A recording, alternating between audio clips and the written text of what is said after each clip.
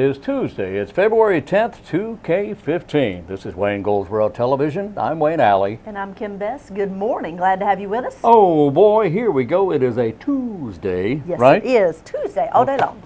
All day? All day it's Tuesday. Okay. Well, that's okay then. Yes, all it is. I like Tuesdays. Tuesday is good. It means it's no longer Monday. Well, there you go. That's a positive. We need Mondays to be able to complete the week. I'm positive you're right about that. All right, what do we have there? What do we have? Well, on today's show, we do have someone representing the Goldsboro family. Why? We have Miss Vanessa on with us today. Vanessa Spiron's going to be with us. Yes, we do. And she is a director at Goldsboro Family Y, and she is a director of Health Enhancement. Health Enhancement, yes. But she's a nice young lady who's here to talk about her new job at the Goldsboro Family Y and how you can come be a part of her programs. Vanessa has a history with the Family Y. She was with the Family Y years ago, and in fact, she was the person who came up with the idea and started the Warm Hearts mentoring program there. Nice, okay. And then she moved along and took another career. She was with 4-H for a number of years, and now she's back with the Family Y. And we're so fortunate to have her back here in Goldsboro, Wayne County. Well, stay tuned, and you can see her interview today. Yes, very nice person. That's right. All right. We ran out of time yesterday. Didn't get a chance. Let me throw a couple of birthdays at you very quickly. Let's Joe hear it. Pesci having a birthday. Yeah, oh yeah, great actor. Funny man. He's 72 today. Oh wow. Okay. He's 72. Mia Farrow is 70 today. Yesterday, actually. Judith Light. Yes.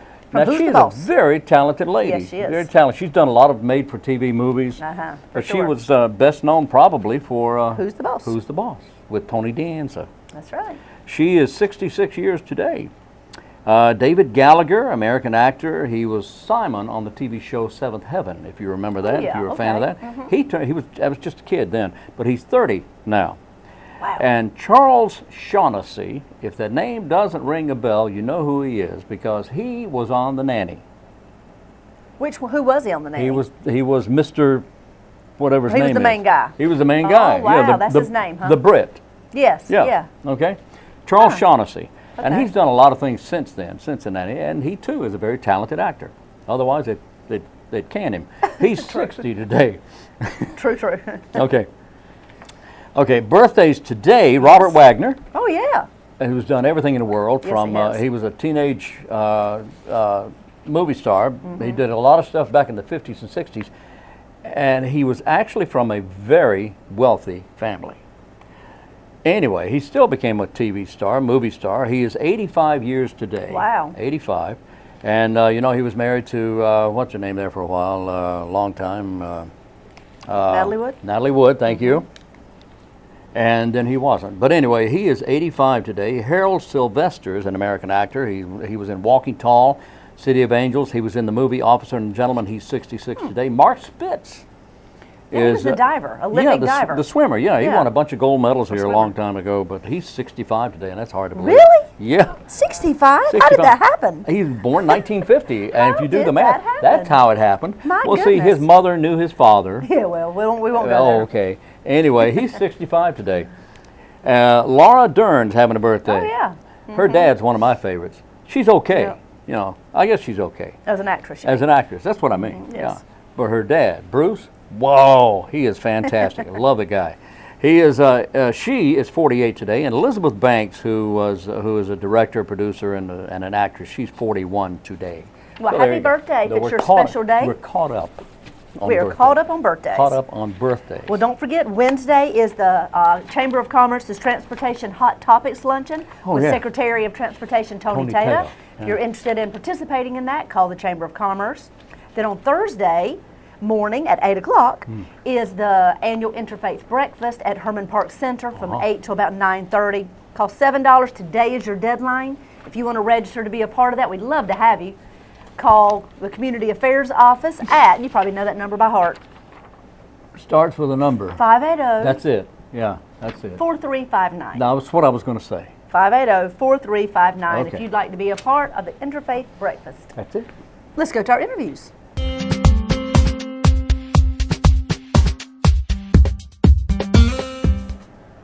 Good morning and welcome to WGTV Today. Joining me in the studio today is Vanessa SPIRON. She's with the Goldsboro Family Y, and she is the Health Enhancement Director. Welcome to the show, Vanessa. Thank you for having me. Now, you're a Goldsboro or Wayne County girl originally, correct? I am. I'm from Pikeville and still live there. So you went off to school, worked a little bit, came back to Goldsboro, and here you are, back at the Goldsboro Family Y, and glad to have you. Yeah, thank you. I love the area, and I love that I can raise my family here and be close to my family. And now working at the Y, I feel like I get to help people around in the area, help them to live healthier lives. Fantastic. So where did you go to school? High school was at ACOC, and then I went to NC State. Wolfpack fan. I hear you. With your blue shirt on. Yeah. Well, and I also went to East Carolina, but maybe if you blend the colors together, they kind of. You may end up with royal blue. Exactly. So tell me exactly, what does a health enhancement director do? What programs do you run, and what do you do on a daily basis? Well, I'm charged with all health and wellness programs at the Y.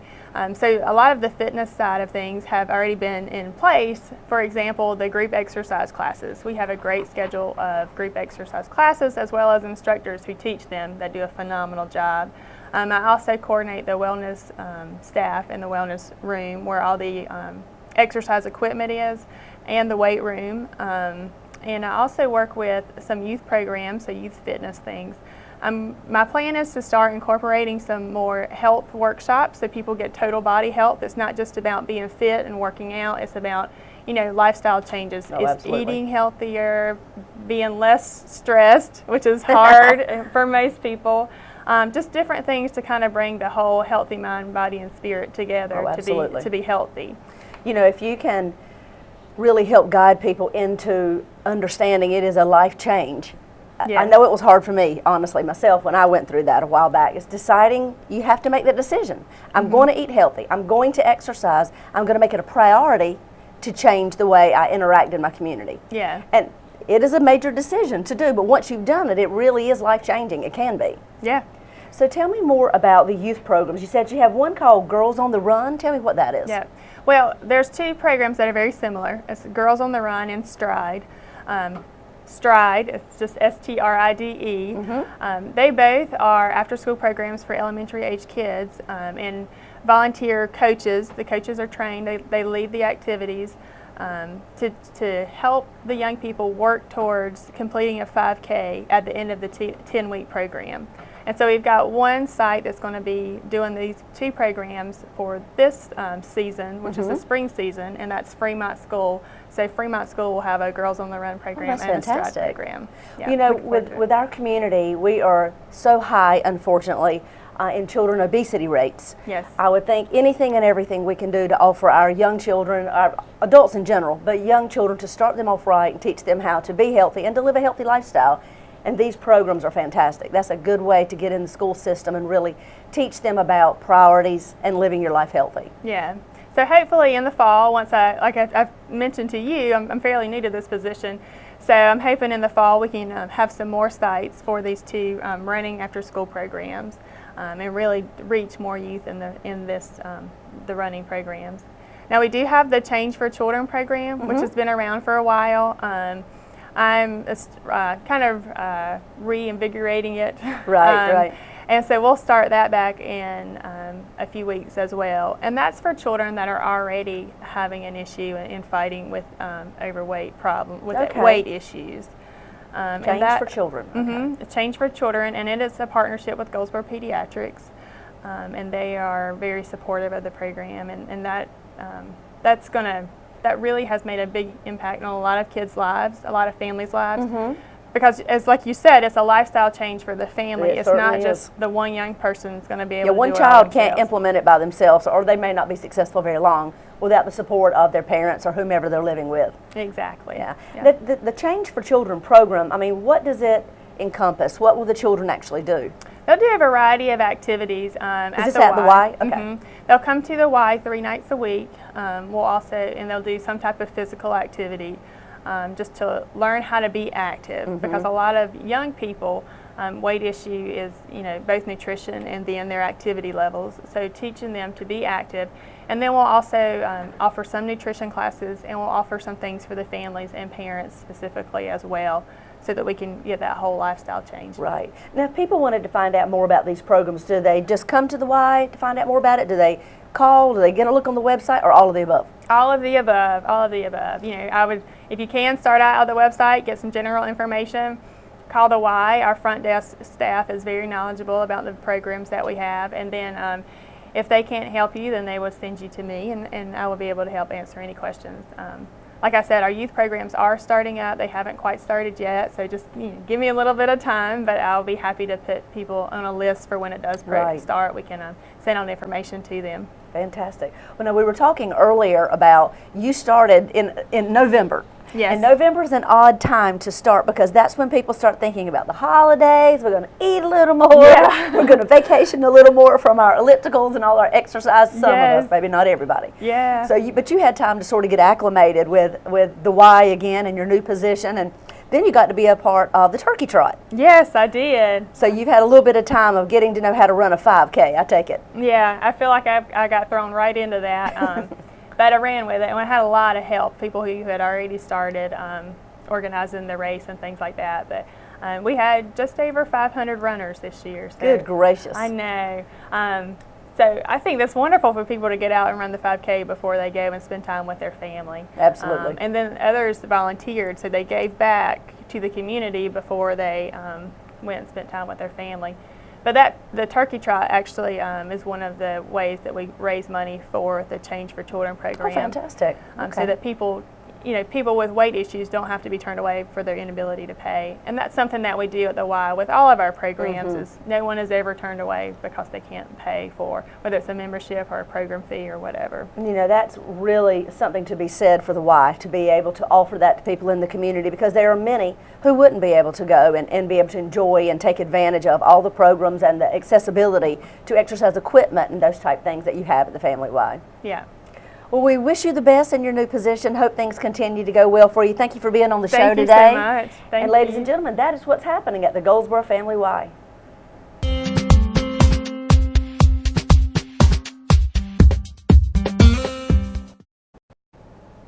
Our guest in the studio is Health Director DAVIN Madden of the Wayne County Health Department. Hey. Hey, Wayne. How you doing? I'm doing great today. How are you? I'm doing great, but I don't know about Disneyland here. It seems that you can go to Disneyland in California, have a lot of fun, unless you come down with a disease of some kind, and that's what happened here in the last few months. That area of the country is being blamed for the beginning of an outbreak. Oh, we're in an outbreak. We're in an outbreak. 27 states have reported cases. My goodness. 27 states. Yeah. So that's half the country now, over half. Yeah, and the interesting thing about it is, I think it was in 2000, we had declared we were pretty much eradicated measles from the United States just in the year 2000. Well, that's what I was thinking. What happened? It really boils down to unvaccinated people. There's a lot of countries where measles still occur, and usually it's done as a process because of lack of vaccination and inoculation, and with the global transport of people into the country, basically for tourism or visiting family and other reasons like that. You have people that could be infected that's coming into the country, and measles is a highly infectious virus. I don't know how it compares, but last year alone, there was an outbreak in Ohio among the Amish community. You remember that? I do. And they had a tremendous number of people who were very sick from it, over 300 people. 340 something. That's I think a very large outbreak right there. So but you got I don't know if predominantly we're at that point unvaccinated population. Exactly. So people coming into the country is the main reason we have this outbreak, you would guess. Yeah, and going into commercial areas like an amusement park. Yeah. Or traveling in a confined area like on planes. So these put people that are unvaccinated Americans. Or Americans that are coming back that are unvaccinated, it's putting the unvaccinated people at a higher risk. When you and I spoke earlier, I discounted measles as simply a childhood illness, which is not very serious, but you corrected me on that. Tell me about measles. Well, measles is a serious disease. I mean, measles can create pneumonia. encephalitis, which is an inflammation in the brain, and death. Bad stuff. So, and the one thing, what made us move from a public health standpoint in the earlier years to eradicate measles was because of the infection rate. I mean, it's highly infectious. Now, you know, we talked about before about Ebola, you know, and even though Ebola has a really high mortality rate, once you get infected, the infection rate of Ebola is small compared to measles. I believe measles is 3 to 5 times more infectious than Ebola. Wow. So one person that's actually infected and it's actually in the window of spreading the disease has a likelihood to infect 12 to possibly 20 other people, where on average the infection rate of Ebola is usually one person infected has a likelihood of infecting maybe 3 to 4 people. Okay. So see, that's the difference. So you know, when you're looking at an outbreak epidemic, you're looking at the ability for one person to infect this extra amount of people, and those people now have the same rate of infection as that one person. So then where they infect 12 to 20 and then those 12 to 20 infect individually 12 to 20, you can have a mass outbreak quickly. And this is kind of what happened with Disneyland. You have this concentrated population, and the onset of your infection rate is usually about around 4 days before you start showing signs of a rash, and up to 4 days after the sign of rash. So there's a good 8th day, depending on how long the rash exists. You have a nice window there where you're infectious to the community, and the viral load itself of measles and normally can exist for about 2 hours outside on contact surfaces. So let me make sure I understand. You may have this for 4 days without even realizing you have the measles virus. That's right. You could be diagnosed with this thing and you have a cold, because I mean runny nose, fever, and things like that are some of the early symptoms of measles, and so you may think you're coming down with a cold, especially this time of year. Right. And you know, and you're not exhibiting signs of a rash, and so you're out in public thinking, well, I'm going to go to the grocery store, or I'm going to go to Disneyland, Oh, sure. Oh, yeah. because I just got a bad cold, I don't want to cancel my plans. But like I said, because of the infection rate, you're putting a lot of people at risk. But what's even greater at risk is the unvaccinated. You know, this is what baffles me. We've been vaccinating hundreds of thousands and millions of people with the measles vaccine with no adverse effects. I mean, let's be honest, there's no adverse effects at the number of people that's been vaccinated. We have shown vaccination has dramatically reduced the infected number of persons related to disease. And so it baffles me why people just choose not to vaccinate their children. Of course, here in North Carolina, the North Carolina law requires all children of residents. Doesn't make a difference if they're in school or not. If they're a child of residents in North Carolina, they're required to be vaccinated with an MMR, measles, mumps, and rubella vaccination. That's a law. All right, that is a state law. North Carolina requires that of all children living in North Carolina. And residents of North Carolina, that's correct. Regardless of, you know, some people always attribute just if you're going to school. If I'm going to a public school, you know, I've got to get my vaccinations, inoculations, you know, in order before I can get admitted. Right. And you know, but that is not the case with certain vaccines. Doesn't make private school, public school, all children, in school or not. In school or not, if you're a child in residence in North Carolina, you're required by law to be vaccinated with MMR. So again, give us the symptoms of measles. Yeah, we want to cover German. Thank you very much. We want to cover German measles as well. What is the difference between German and your basic run-of-the-mill measles, and what about the symptoms? Well, let's talk about the symptoms, because I'm probably more of an expert in talking about the symptoms when it comes to that than I am about really giving you a typecasting between German measles and red measles. Okay. You know, that's pretty much the difference. But the outbreak's red measles, right? I know I don't know if it's actually red measles or not. I believe it is. I don't remember if they. I believe it is red measles. I referred to it in what they typecast. It was that B3, which is the one they related back to the Philippines. Yeah. And I think that was red measles, right? Yes. Yes. But coughing, sneezing, you know, you're going to see fever, coryza, which is runny nose, you know, conjunctivitis, a red eye, you know, pink eye. Those are some signs that you're going to see, and they're usually lasting 2 to 4 days before the onset of your rash. Now, I'm not 100% sure if every person that's infected with measles has a rash, but I'm pretty certain that it's pretty much everyone with measles actually is going to demonstrate the rash. Yeah. I think it would be an extremely rare case where most people would not have a rash in the onset. And again, the rash does not appear immediately. Right. Yeah, it could be 4 days. You could be infectious 4 days, up to 4 days before you even show signs of a rash. And you're already contagious. Yeah, and like I said, your only symptoms you're really showing is, fever, coughing, runny nose, and like I said, conjunctivitis, which is the pink eye. And a lot of people associate that with sinus infections or sinus fever or hay fever and things like that. People are always, these are basic symptoms you see throughout this time of year in a lot of people. And again, this can be extremely dangerous. It can be. It can be. I mean, this, like I said, one of the results of measles is death. Encephalitis, anything that would make your, have inflammation in the brain, I think we need to take it serious. Inflammation of the brain, encephalitis. Encephalitis. Brain swells. That's right. You're going to have inflammation. And one thing that I think is important to point out about this outbreak of measles is the fact that more than 55% have been documented to have been unvaccinated. Now, I think about around 17–20% there was no vaccination history. So they could be rolled into the category of unvaccinated, or we don't know, but because they couldn't detect a history. But I think it was like around 6% of those that were infected did have a measles vaccine. However, of the 6%, half of that percentage did not cover through the full 2-dose requirement or regime for the measles vaccine. It's a two-dose vaccination. All right.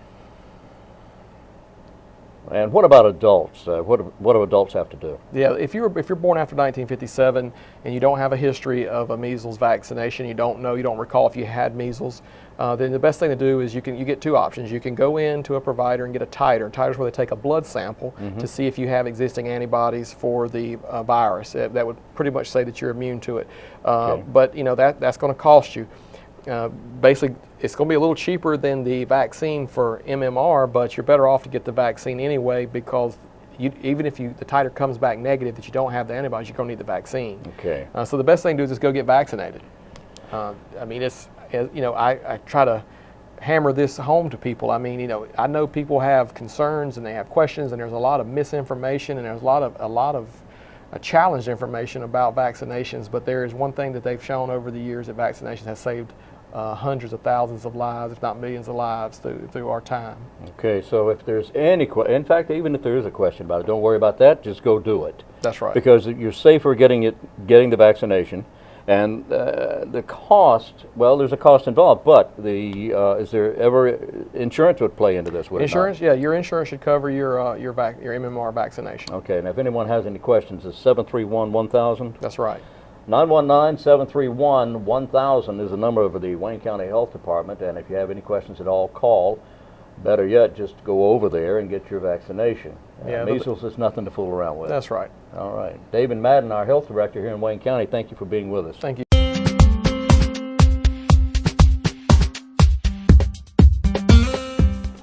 We are back on Wayne Goldsboro Television. Today is Tuesday. Yes, it is. Yes, it is. All day long. All day long. Can't get away from that. Well, Friday, February the 13th is Goldsboro Parks and Recreation's Daddy-Daughter Dance. Friday the 13th? Yes, this Friday, the 13th, from 6 until 8 p.m. It's $7 per ticket.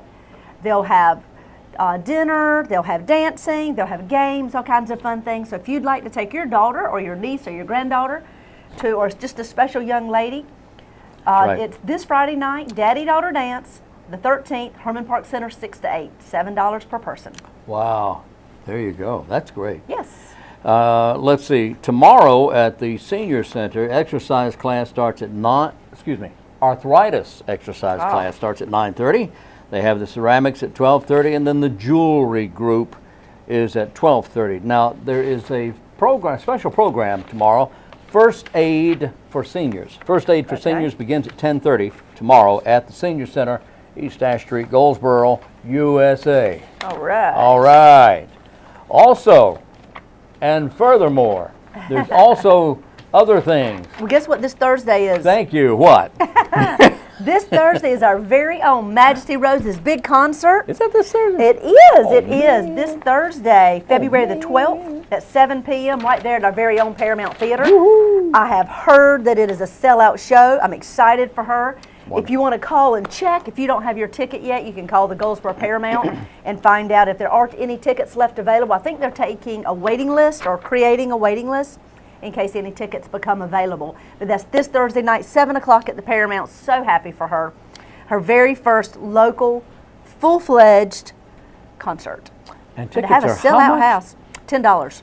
Well, that's why they're sold out, because tickets were so She had inexpensive. some $20 tickets, but Yeah. she had a few VIP tickets where Yeah. people were going to have a meet and greet with her, get their picture made, be able Yeah. to talk with her a little bit Yeah. beforehand. I bet they But there went was only a quickly. few of those. Yeah, They yeah. did. They did. Okay, today is the 10th of the month, Yes. and that means today is, oh boy, What is it?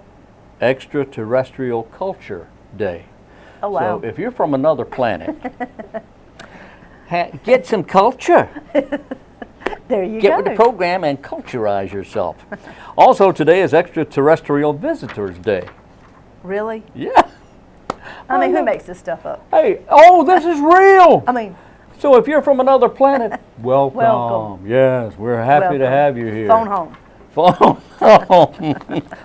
I tried. My line was busy. Was it? Y'all, it was Aw. terrible. I could never get through there. All It's right. a shame I can't see a lot of this writing. So we'll put the glasses on. Put the so we can glasses see. on. Oh, yeah, you can tell now. Oh yeah, there you go. That's right. The end of this month, oh my goodness, I can't believe it's this time of year already. On the 26th of this month, Stage Struck, the Young People's Own Theater, will be putting on the production of, what's so funny? I don't know. We'll be putting on the production of Les Mis at the Oh, Paramount Theater. yeah, okay. Now, of course, it is the school edition of that show. That is a big project, big undertaking, and that group of young folks and those very dedicated adults that have been working with them for months and months right here at our local Stage Struck Theater behind the Paramount.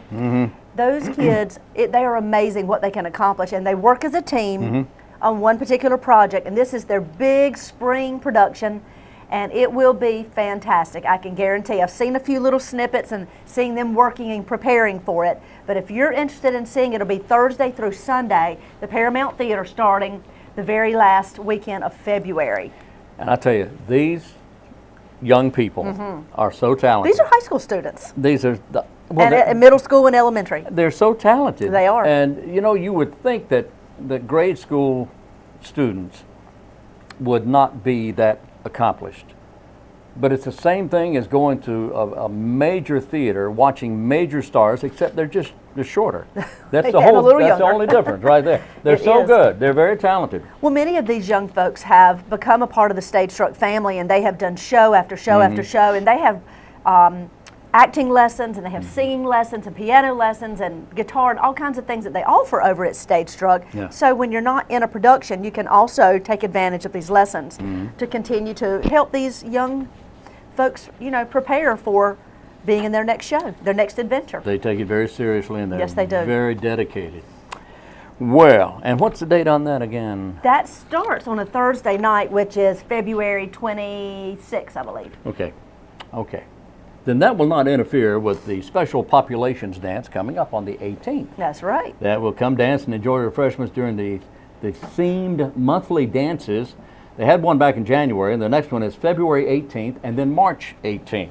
All February right. 18th and then March 18th, and this is taking place at Herman Park Center. All right. All right. Come out and join them. We got to go. Yes, we do. Well, don't sit there for 24 hours, but we'll be back in about 23 and a half hours, about.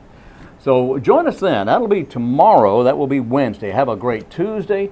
Drive carefully. Wear your seatbelt, and tomorrow about this time we'll be with you again. Until then, I'm Wayne Alley. And I'm Kim Best, and this is what's happening in your community.